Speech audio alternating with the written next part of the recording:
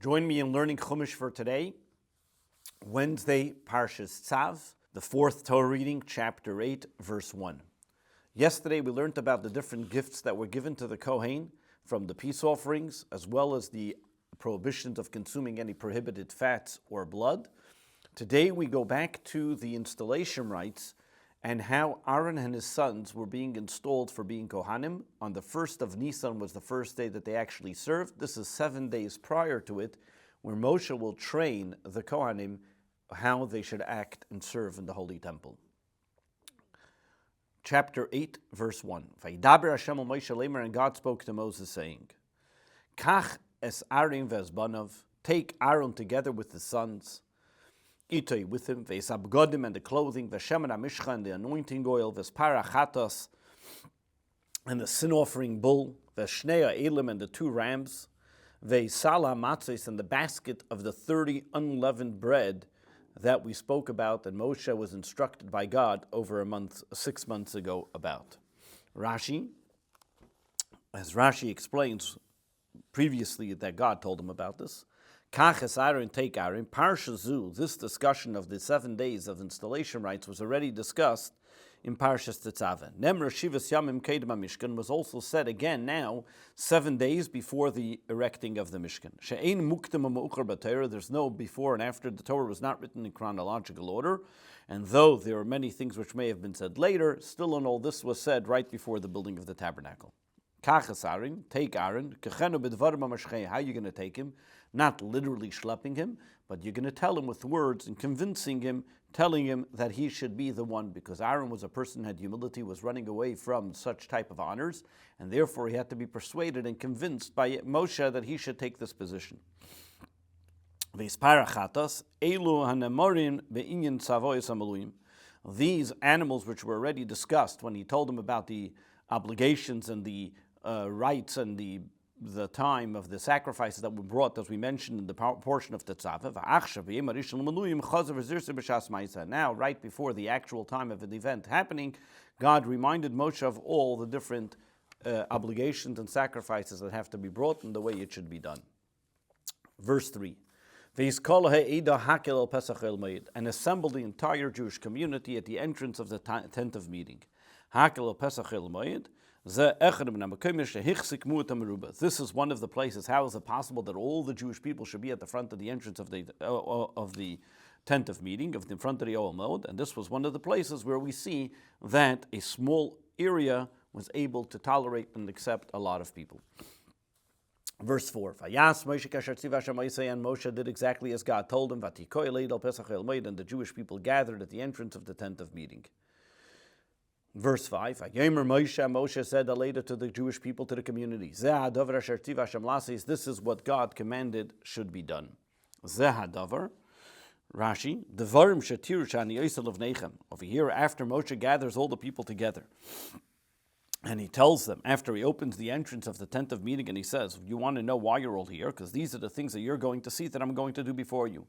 And you should know, God told me to do this. Don't say, I'm doing it for my honor, or for the honor of my brother, and I'm doing all this. The Parshas Amiluim Pirashti Bavat Tzav, and Rashi prefaces and telling us that he will not be giving that much commentary here by all the different sacrifices, because everything else was already explained in the Torah reading of Vayat Tzav pertaining of how it was done. Verse 6. Vayakriv Moshe Aaron Vespanav, and Moshe then brought Aaron and his son close. Vayirchitz Eisem B'mayim, and he washed them in the water of a mikveh. Verse 7. Vayitin alav esukatenas, and he placed them on him, and Aaron, the tunic upon him. This was already after they put on the pants, because Aaron already dressed himself with the pants. And he gave him to put on, and he put on the sash around him. And he clothed him with the robe. And he placed upon him the ephod. And then he tied the sash of the ephod, and he adorned him with it. Verse 8, and he placed on him the breastplate, and he placed into the breastplate the Urim v'Tumim. Rashi, Esa Urim, Tzav Shem Shal Shem HaMefarish, a parchment, that had on it the in between where we know the breastplate would fold. So in between those folds, he placed that parchment with God's name on it. Verse 9. And then he placed the turban on his head. And then on top and placed on the turban the golden forehead plate. El mul panav, towards facing, meaning that it was below in the front of the turban. As tzitzazav, the forehead plate. Nezer HaKodesh, the godly, the holy crown. Kasher tziva Hashem es Moshe, like God commanded Moshe. Verse 9, Vayasam ala mitznefes, psilti tchelas akvuim betzitz nosen al mitznefes, nimtza tzitz toli b'mitznefes. There were these turquoise threads that were on the side of the forehead plate, which they were then placed on top of the turban, like we explained in V'yata Tzav. So you have now the tzitz, the forehead plate was hanging and was dependent on the turban. Verse 10. Moshe then took the anointing oil, and he anointed the tabernacle of Skola Sharbai and everything that's in it, and he made them holy. Verse 11, and he sprinkled from it on the altar. Sheva pamim, 7 times, and he anointed the altar, Veskol Kelev and all its vessels that came along with it, Vesakir, Veskani, and the laver and its washing basin, Lekacham, to sanctify them. Rashi, Vayaz mimenu al mizbeach, we don't see anywhere previously that Moshe was commanded to do these sprinkling of the blood. Still in all, we do find that he was told to anoint the oil. However, why he did this and why he did, and Rashi says, I don't know where he was commanded about the sprinkling of the blood. Verse 12.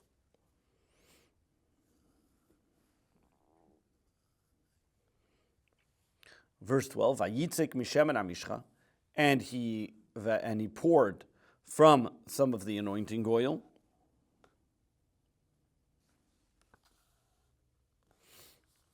Just in the previous Rashi, some commentaries explain that one of the reasons why he did sprinkle the blood, because he compared it to the other things as well, that the same way the other vessels and the other ideas that we do find that we're sprinkling blood by other ideas, so therefore Moshe assumed that the same would be by when it comes to the vessels. A separate discussion on its own of why Moshe did that. Verse number 11. Verse number 12. And he poured from the anointing oil Aaron on the head of Aaron, and he anointed him lekache, to sanctify him. Rashi, why does it say that he poured and then he anointed? What is the difference? First he poured it on his head. Then he took some more oil and put it between his eyebrows. And then he took with his finger and connected all the oil that he placed on him. Verse 13, and Moshe then brought forward the children of Aaron, and he placed on them their tunics, and they were already dressed in their trousers, and he put on their sashes, and they put on them their headdresses, which were their hats, like God commanded Moshe. This concludes the 4th Torah reading for Parshas Tzav.